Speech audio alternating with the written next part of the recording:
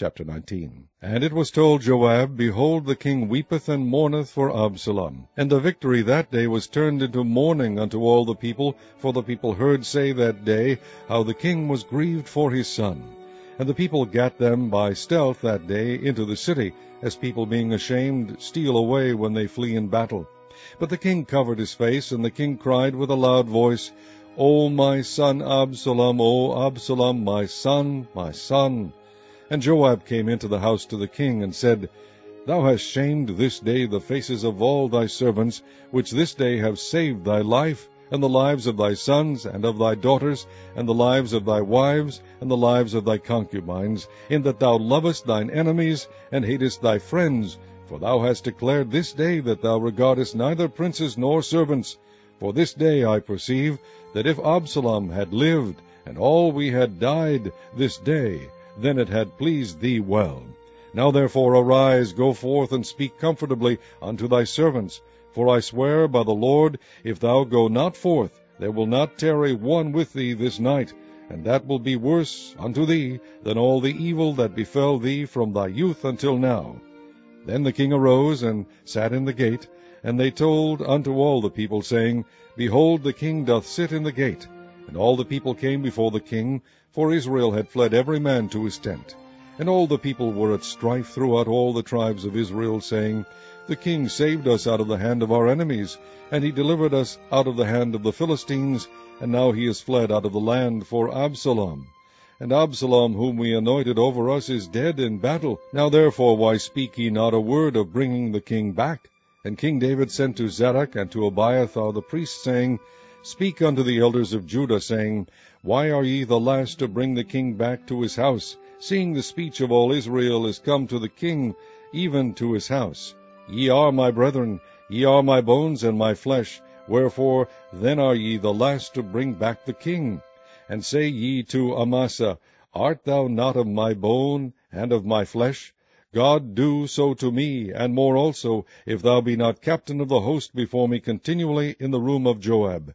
And he bowed the heart of all the men of Judah, even as the heart of one man, so that they sent this word unto the king, Return thou, and all thy servants.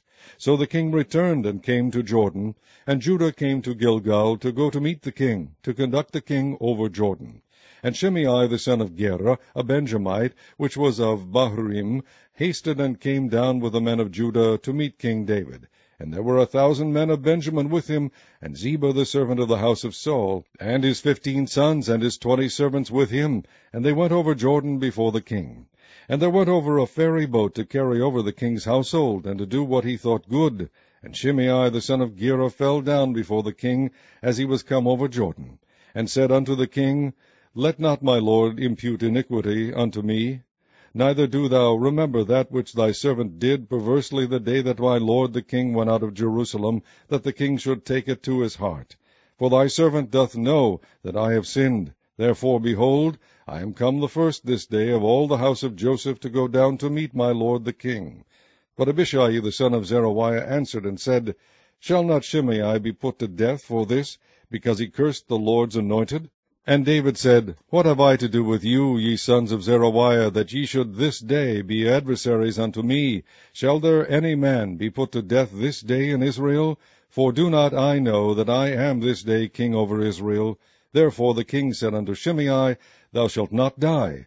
And the king sware unto him. And Mephibosheth the son of Saul came down to meet the king, and had neither dressed his feet, nor trimmed his beard, nor washed his clothes, from the day the king departed until the day he came again in peace. And it came to pass, when he was come to Jerusalem to meet the king, that the king said unto him, Wherefore wentest not thou with me, Mephibosheth?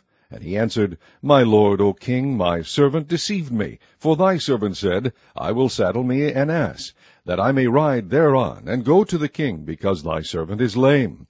And he has slandered thy servant unto my lord the king. But my lord the king is as an angel of God. Do therefore what is good in thine eyes. For all of my father's house were but dead men before my lord the king, yet didst thou set thy servant among them, that did eat at thine own table. What right therefore have I yet to cry any more unto the king? And the king said unto him, Why speakest thou any more of thy matters? I have said, Thou and Ziba divide the land. And Mephibosheth said unto the king, Yea, let him take all, forasmuch as my lord the king is come again in peace unto his own house. And Barzillai the Gileadite came down from Regulim, and went over Jordan with the king to conduct him over Jordan. Now Barzillai was a very aged man, even 80 years old, and he had provided the king of sustenance while he lay at Mahanaim, for he was a very great man. And the king said unto Barzillai, Come thou over with me, and I will feed thee with me in Jerusalem. And Barzillai said unto the king, How long have I to live, that I should go up with the king unto Jerusalem? I am this day 80 years old, and can I discern between good and evil? Can thy servant taste what I eat or what I drink? Can I hear any more the voice of singing men and singing women?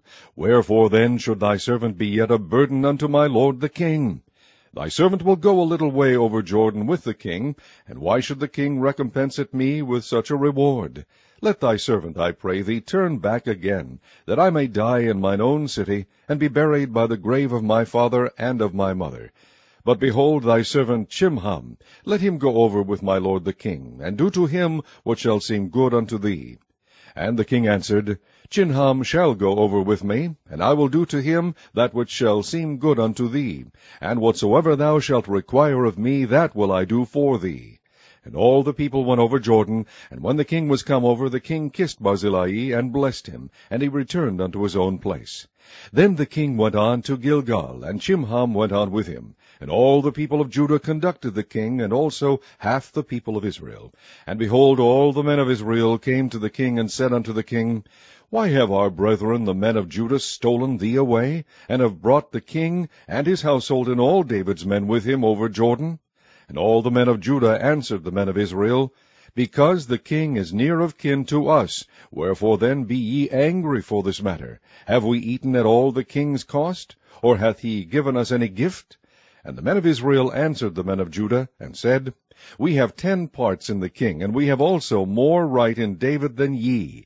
Why then did ye despise us, that our advice should not be first had in bringing back our king? And the words of the men of Judah were fiercer than the words of the men of Israel.